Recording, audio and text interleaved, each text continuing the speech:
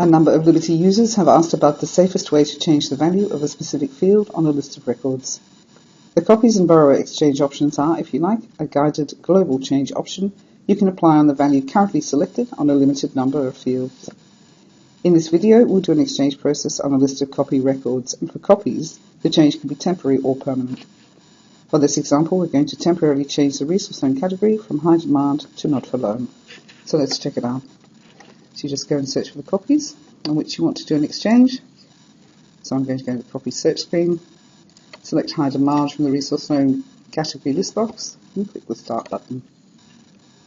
As you can see, there's now 178 copies returned from my search. I'm now going to click on the exchange option under cataloging, and as you can see, the number here in the screen confirms the number that you found in your search. There are 4 fields in the Select Exchange Fields section that you can apply an exchange to. There's branch, collection, status, and resource loan category. There's also a corresponding checkbox next to each one of those fields that is ticked by default.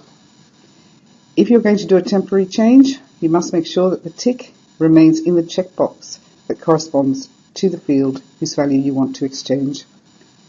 So I'm just going to go down to the resource loan category, click on the down arrow, and I'm going to select not for loan. Now, if you're doing a temporary change, you also need to ensure that you put a date in the expiry date field. You can either do it manually or you can use the calendar icon.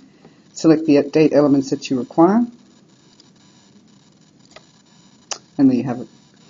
Once you've selected an option you wish to exchange, you see that the Start button activates, so we're just going to click that now.